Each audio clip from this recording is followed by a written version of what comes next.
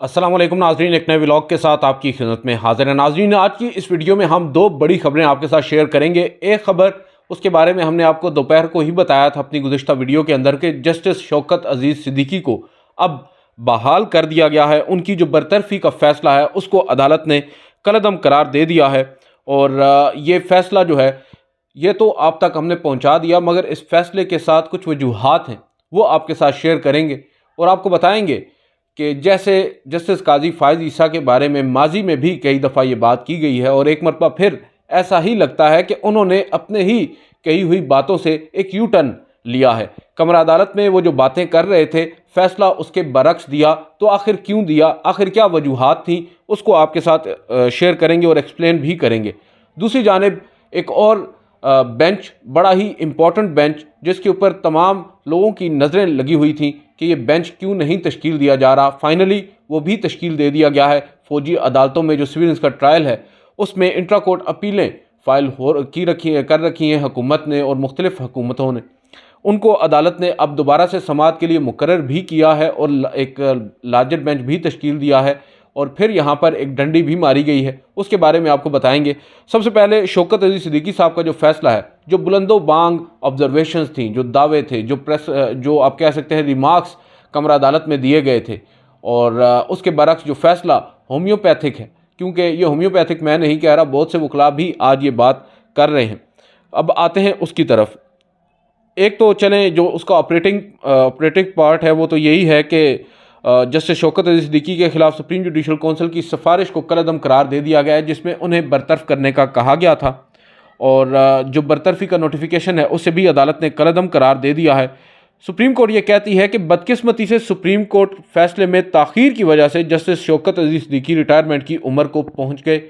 जब supreme court of Pakistan में justice Shaukat अजीज़ सिद्दीकी ने सुप्रीम जुडिशल कौंसिल की फाइंडिंग या उनकी ओपिनियन के अगेंस्ट एक एप्लीकेशन फ़ाइल की थी आर्टिकल 184(3) के तहत, उस पर अब आप समझ सकते हैं कि 2018 से अब 2024 आ चुका है। 6 साल के बाद आज ये मामला डिसाइड हुआ है और इस दौरान उनकी जो रिटायरमेंट की उम्र थी यानी 62 साल वो भी आ गई और वो रिटायर हो गए। और बहुत से लोग ये समझते हैं कि शायद ये वजह थी कि जानबूझकर इतनी ताख़ीर की गई कि अगर किसी स्टेज पर उनको बहाल किया जाता है तो वो दोबारा से कम इस्लामाबाद हाई कोर्ट में बतौर जज न बैठ जाएं। इसके बाद ये कहा गया है कि जस्टिस शौकत अजीज़ सिद्दीकी को बतौर जज बहाल नहीं किया जा सकता, ताहम रिटायर्ड जज उनको तस्वर किया जाए और रिटायर्ड जज की जो तमाम मराहत हैं, जो पेंशन है, उसके अब वो अहल हो चुके हैं। ये जो फ़ैसला आज जारी किया गया है ये 23 जनवरी को महफूज किया था। 5 रुकनी लार्जर बेंच ने हेड कर रहे थे काजी फ़ाइज़ ईसा साहब। सुप्रीम कोर्ट ये कहती है कि मिसकंडक्ट पर जज को शफाफ ट्रायल का मौका देकर ही बरतरफ किया जा सकता है। जस्टिस शौकत अजीज़ सिद्दीकी को अपने इल्ज़ामात साबित करने का मौका नहीं दिया गया था और उनको महज इल्ज़ामात आयद करने पर बरतरफ कर दिया था।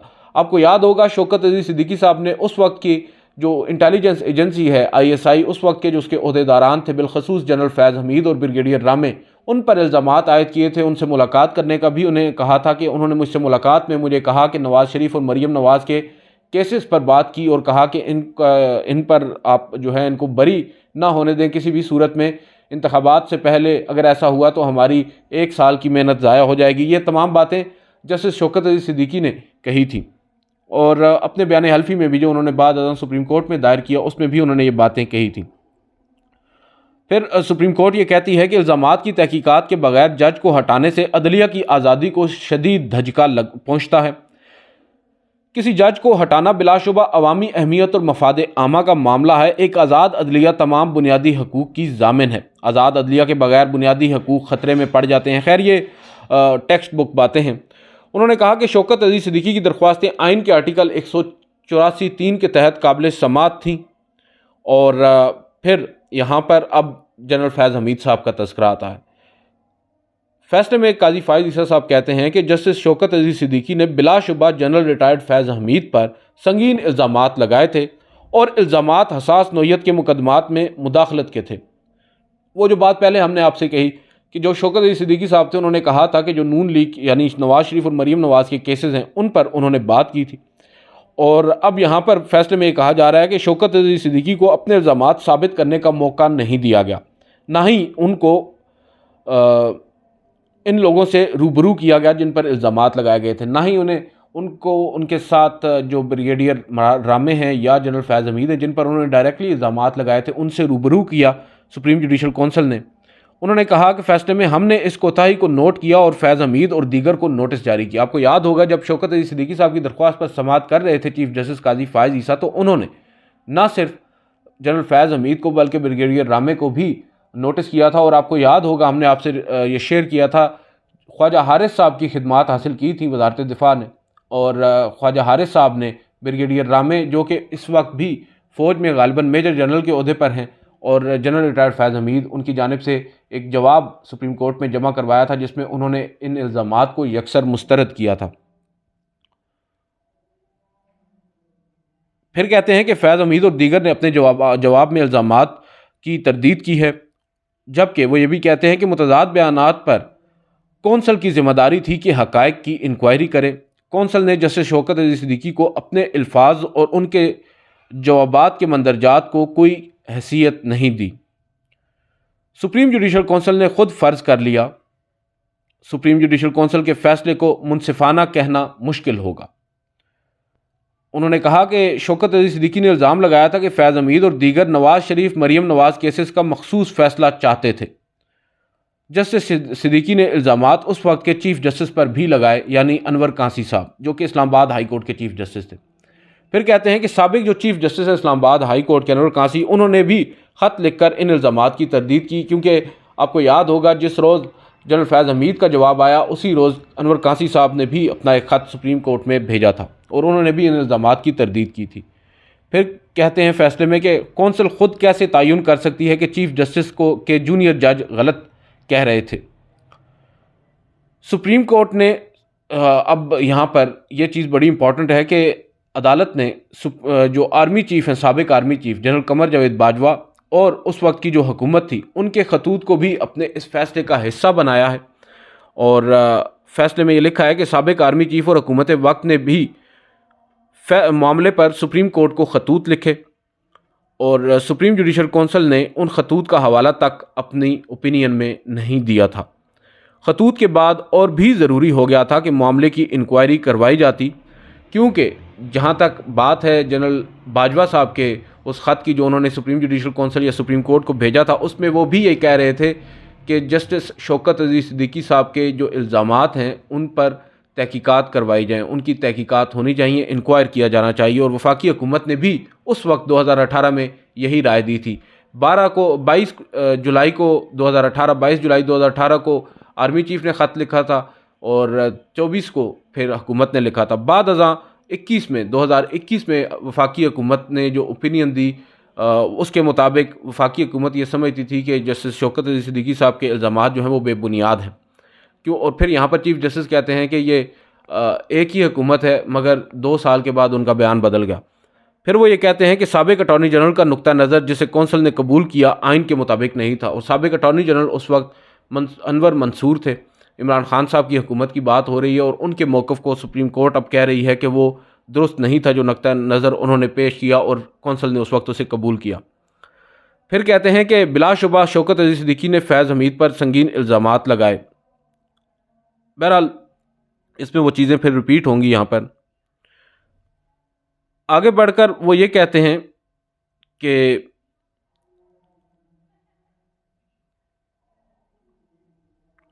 अदालत ने इन खामियों को मद्देनज़र रखते हुए इनको नोटिस जारी किए जिनके इल्ज़ामात लगाए गए। सब ने इल्ज़ामात की तरदीद की, उनसे इनकार किया। ये ज़रूरी था कि सुप्रीम जुडिशल कौंसिल उन इल्ज़ामात की तहकीकात करती कि कौन सच बोल रहा है। शौकत अली सिद्दीकी को शफाफ ट्रायल के हक़ से महरूम रखा गया। जुडिशल कौंसिल की कार्रवाई में हमेशा शवाहिद रिकॉर्ड किए जाते रहे। यहाँ पर उन्होंने मज़ाहिर नकवी साहब का हवाला दिया है। उन्होंने कहा है कि जो मज़ाहिर नकवी केस है उसमें 14 गवाहान के बयानात रिकॉर्ड हुए और शवाहिद भी पेश किए। इस केस के फिर बताते हैं कि 2 पहलू थे। ये अब शौकत अली सिद्दीकी साहब की बात हो रही है। पहला पहलू अदलिया की आज़ादी और दूसरा बग़ैर किसी खौफ या लालच के आज़ादी के साथ फ़ैसले करना और अदलिया की खुद एहतसाबी। किसी जज को शफाफ ट्रायल के बगैर हटाना अदलिया की आज़ादी के लिए बहुत बड़ा धचका है। अदालत को यह तस्लीम करने में कोई आर नहीं कि दरख्वास्त मफाद आमा के तहत काबिल समाअत हैं। अदलिया की आज़ादी के बगैर बुनियादी हकूक़ के ख़तरात लाहक होते हैं। जुडिशल कौंसल ने यह नहीं बताया कि शौकत अली सिद्दीकी ने अपने हल्फ की कैसे खिलाफ वर्जी की थी। इंक्वायरी के बगैर ये नहीं कहा जा सकता कि शौकत अली सिद्दीकी के इल्ज़ामात झूठे थे। जजों का हलफ उन्हें बार एसोसिएशन या किसी अवामी इज्तिमा में तकरीर करने से नहीं रोकता। फैसले में 22 जुलाई 2018 के आर्मी चीफ और जो हुकूमत का ख़त है उसका हवाला दिया गया और उन दोनों ने इल्ज़ामात की तहकीकात का मुतालबा किया था। फिर ये कहा गया शौकत सिद्दीकी के इल्ज़ामात की तहकीकात इसलिए भी ज़रूरी थी क्योंकि आर्मी चीफ और वफाकी हुकूमत को इन इल्ज़ामात की संगीनी का इदराक नहीं था। ये अब जो सुप्रीम कोर्ट ऑफ पाकिस्तान है उसने अपना फ़ैसला सुनाया है। अब आपको इतनी लंबी हमने तमहीद बांधी है, इतनी बड़ी रोदात सुनाई है इस अदालती फ़ैसले की। असल मुद्दा जो डिस्कस करने वाला है वो ये है कि शौकत अली सिद्दीकी साहब के ही केस में जिस रोज़ ये फ़ैसला महफूज किया गया था उस रोज़ या उससे पिछली समात पर चीफ जस्टिस काजी फ़ायज़ ईसा ने काफ़ी बुलंदो बांग किस्म के दावे किए, बड़ी ऑब्जर्वेशंस दी और यहाँ तक स्नब किया शौकत अली सिद्दीकी को कि आपको शायद पेंशन की ज़रूरत है, तनख्वाह की, वो तो हम हुकूमत को ऑर्डर कर देंगे तो हुकूमत आपको दे देगी। क्यों अटॉर्नी जनरल साहब, हम अभी ऑर्डर कर देते हैं, आप इनके पेंशन वगैरह जारी कर दें। बादशाह सलामत की तरह उन्होंने ये कहा और उन्हें स्नब करते हुए, उन्हें जिच करते हुए ये उन्हें बताया गया जस्टिस शौकत अली सिद्दीकी को कि आप तो यहाँ शायद पैसे के लिए आए हैं। दूसरी जानिब उन्होंने कहा कि अब ये मामला जो है इतना सादा नहीं है, इस मामले में इंक्वायरी होनी चाहिए। उन्होंने जनरल फैज़ हमीद को नोटिस किया जो कि हमारे लिए बड़ा हैरान कुन था। हमने कहा चलें, chief justice Qazi Faez Isa is in full form और अब ये मामला किसी हतमी शक्ल में आएगा सामने। जो इल्ज़ामात लगाए गए उनकी अब फाइनली शायद तहकीकात हो जाएं। भले ही फैज़ हमीद साहब रिटायर हो चुके हैं, शौकत सिद्दीकी साहब की भी उम्र हो चुकी है रिटायरमेंट की, बावजूद इसके अगर ये सच सामने आ गया तो ये बहुत बड़ी डेवलपमेंट होगी। हम सब काफ़ी पुरुमीद थे और चीफ जस्टिस काजी फ़ायज़ ईसा खुद कमर अदालत में ये कह चुके थे कि इस मामले को अब डिसाइड होना होगा, ये मामला पेंशन से काफ़ी आगे चला जा चुका है। मगर आज जो फ़ैसला उन्होंने दिया है उसमें ऐसे लगता है कि काजी फ़ायज़ साहब ने खुद एक यू टर्न ले लिया है, क्यों कर उन्होंने यहाँ पर इस कंप्लीट जस्टिस का वो इख्तियार इस्तेमाल नहीं किया आइन के आर्टिकल 187 के तहत। क्यों कर उन्होंने इस मामले को मज़ीद इंक्वायर करने के लिए आगे पेशरफ्त की और सिर्फ इसी बात पर इक्तफ़ा किया कि जो माजी की सुप्रीम जुडिशल कौंसिल थी उसने इन इल्ज़ामात को इंक्वायर नहीं किया। उन्होंने इंक्वायर ना करके शौकत सिद्दीकी साहब को बरतरफ कर दिया। तो माज़रत के साथ काजी साहब, आपने भी इन इल्ज़ामात को इंक्वायर ना करके उन्हें एक मरतबा फिर बहाल कर दिया है। फ़र्क क्या है? फ़र्क कुछ भी नहीं है। जो काम 2018 में उस वक्त की सुप्रीम जुडिशल कौंसिल ने किया था, आज वही काम सुप्रीम कोर्ट ऑफ पाकिस्तान के 5 रुकनी लार्जर बेंच ने किया है। अगर चीफ जस्टिस ऑफ पाकिस्तान काजी फ़ायज़ ईसा साहब मुसर थे कि सच सामने आता, जिस तरह के वो अक्सर कहते हैं कि सच बोला करें, सच आपको आज़ाद करता है, तो बेहतर यही होता जिस तरह फैज़ाबाद धरना केस के अंदर एक कमीशन तश्कील दिया गया, यहाँ पर भी एक कमीशन तश्कील दे दिया जाता। अब तो वफाकी हुकूमत भी आपके साथ ऑन बोर्ड थी, अटॉर्नी जनरल वही कह रहे थे जो आप सुनना चाह रहे थे, बावजूद इसके फ़ैसला ऐसा आया है जिस पर हमें भी हैरानगी हुई है। बहरहाल शौकत अली सिद्दीकी साहब सुरखरू हुए हैं, मेरी उनसे आज बात हुई, उन्हें मैंने मुबारकबाद भी दी। तो उन्होंने सहाफ़ियों का भी शुक्रिया अदा किया जिन्होंने उनका मुश्किल वक्त में साथ दिया था और वो काफ़ी ज़्यादा पुरुमीद थे इस फ़ैसले के हवाले से। और अब जो फ़ैसला आया है उनकी तवक्कुआत के ऐन मुताबिक था। गो कि ये एक अलग बात है कि शौकत अली सिद्दीकी साहब भी ये कह चुके हैं, उनके वकील भी ये कह चुके हैं कि इस मामले की तहकीकात होनी चाहिए, बेशक अदालत एक कमीशन बना दे। बहरहाल अदालत ने नहीं बनाया, इन देयर ओन विजडम। एक और जो बड़ी डेवलपमेंट हुई है वो भी काफ़ी इंटरेस्टिंग है। आपको मालूम है इस वक्त 104 ऐसे शहरी हैं पाकिस्तान के जिनका ट्रायल फ़ौजी अदालतों में गालिबन हो भी चुका है, मगर अभी तक फ़ाइनल जजमेंट रेंडर नहीं की गई। ये मामला है फ़ौजी अदालतों में सिविलियंस के ट्रायल का। आपको याद होगा जस्टिस एजाजुल एहसन की सरबराही में 5 रुकनी लार्जर बेंच ने एक फ़ैसला सुनाया था जिसमें उन्होंने इस ट्रायल को गैर आइनी करार दे दिया था, कलअदम करार दे दिया था और कहा था कि सिविलियंस का फ़ौजी अदालतों में ट्रायल नहीं हो सकता। बहरहाल उस फैसले को चैलेंज किया हुकूमत वक्त ने और फैसले को चैलेंज इंट्रा कोर्ट अपीलों की सूरत में किया गया। चीफ जस्टिस काजी फ़ायज़ ईसा की सरबराही में 3 रुकनी जो कमेटी थी supreme court practice and procedure act की, जिन्होंने बेंच तश्कील देना होता है, उस कमेटी ने 6 रुकनी लार्जर बेंच तश्कील दिया।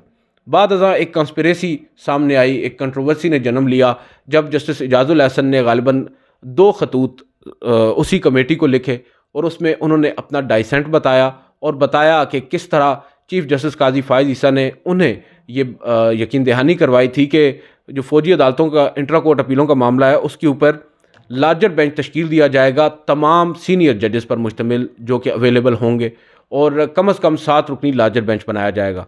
मगर बाद अज़ां जब उन्होंने इस बात की मुझसे हामी भरी और जब बेंच तश्कील दिया तो वो बेंच ना तो लार्जर सीनियर जजेस पर मुश्तमिल था और ना ही 7 रुकनी लार्जर बेंच था, बल्कि 6 रुकनी लार्जर बेंच था। उस वक्त भी हमने आपको याद होगा बताया था कि जस्टिस अतर मिनल्ला और जस्टिस जमाल खान मंदोखेल जो हैं देवर द ऑप्शन, और जो तीसरे काजी फाइज़ साहब खुद थे। अब वो अगर नहीं बेंच में बैठना चाहते तो 2 जजेस तो ऐसे थे जो उनके साथ बैठ सकते थे, अगर 2 नहीं तो उनमें से एक अगर बैठ जाते तो बेंच 7 रुकनी हो जाता। मगर हमारी उस वक्त इतलात यही थी कि जस्टिस जमाल खान मंदोखेल और शायद अतर मिनल्ला साहब से भी रब्ता नहीं किया गया और ना ही उनसे उनकी राय मांगी गई और ना ही उन्हें ये कहा गया कि आप बेंच में बैठना चाहते हैं या नहीं, क्योंकि ये तासुर दिया गया कि शायद वो 2 जजेस बैठना नहीं चाहते होंगे, इस वजह से उन्हें नहीं बैठाया गया। जस्टिस सरदार तारिक मसूद की सरबराही में जब 6 रुकनी लार्जर बेंच बना तो उस वक्त जो मुख्तलिफ फ्रीकैन इस केस में अब बन चुके हैं, जवाद ख्वाजा साहब, उन्होंने एतराज़ किया। उन्होंने कहा कि जो सरदार तारिक मसूद साहब हैं वो माजी करीब में जब जस्टिस बंदयाल ने एक लार्जर बेंच तश्कील दिया था उस वक्त इन दरख्वास्तों को नाकाबिल समात करार दे चुके हैं, अपनी ओपिनियन दे चुके हैं, लिहाजा वो इस बेंच में ना बैठें, वो ख़ुद को रिक्यूज़ कर लें। मगर उन्होंने इनकार कर दिया और फिर अगली समात पर ख़ुद ही रिक्यूज़ कर गए। जब उन्होंने रिक्यूज़ किया तो उन्होंने मामला दोबारा 3 रुकनी कमेटी को भेजा, ये कहते हुए कि इस मामले पर लार्जर बेंच तश्कील दिया जाए। 3 रुकनी कमेटी ने एक तवील इंतज़ार के बाद फाइनली आज जो है वो बेंच तश्कील दे दिया है और ये 6 रुकनी लार्जर बेंच है। इसको अब हेड करेंगे जस्टिस अमीनुद्दीन खान, और बाकी वही बेंच है। इस बेंच में है जस्टिस मोहम्मद अली मज़हर, जस्टिस हसन अज़हर रिजवी और जस्टिस शाहिद वहीद और जस्टिस मुसरत लाली। जो एडिशन हुआ है इस बेंच में आज वो है जस्टिस इरफान सादत के सूरत में। अब दिलचस्प बात यह है कि आपने 6 रुकनी लार्जर बेंच एक मरतबा फिर बना दिया, जबकि सुप्रीम कोर्ट ऑफ पाकिस्तान में आपको भी मालूम है कि एक प्रैक्टिस है, बेंच हमेशा जो है वो ताक नंबरों पर होता है, ऑड नंबर पर होता है। जो इवन नंबर्स हैं, जो जुफ्त नंबर्स हैं, उनमें बेंचेस नहीं होते, यानी 2, 4, 6, 8, 10, 12 इस तरह के लार्जर बेंचेस नहीं बनाए जाते या बेंचेस नहीं बनाए जाते। और वजह उसकी ये है कि अगर जो फैसला है उसमें ये ना हो कि 3 जजेस एक फ़ैसला दे दें, 3 एक दे दें और फिर फैसला जो है वो टाई हो सकता है। लिहाजा जो अक्सरियत और अक़लियत का एक अंसर है उसको जहन में रखते हुए ताक नंबर दिए जाते हैं। 5 रुकनी बेंच होता है, 3 रुकनी बेंच होता है, इसी तरह लार्जर में फिर आगे 5 के बाद 7 होता है, फिर 9, फिर 11 और इसी तरह आगे सो ऑन। यहाँ पर चीफ जस्टिस काजी फाइज़ ईसा ने पहले 6 रुकनी लार्जर बेंच तश्कील दिया गया, उन पर तनकीद हुई। अब एक अरसा गुजरने के बाद दोबारा जब बेंच तश्कील दिया गया तो दोबारा भी 6 रुकनी लार्जर बेंच ही तश्कील दिया गया है। क्या वजह हो सकती है कि वो 6 रुकनी लार्जर बेंच ही तश्कील दे रहे हैं अब, जबकि वो 9 रुकनी भी तश्कील दे सकते थे? क्योंकि मैं आपको अगर नंबर्स बता दूं जजेस के, इस वक्त जो 4 जजेस सुप्रीम कोर्ट में इस वक्त ऐसे हैं जो इस बेंच का हिस्सा नहीं रहे। पहले हम बात करें अगर काजी फाइज़ साहब की, तो वो एक दफ़ा ज़रूर इस बेंच का हिस्सा रहे थे मगर उन्होंने केस को सुना नहीं था।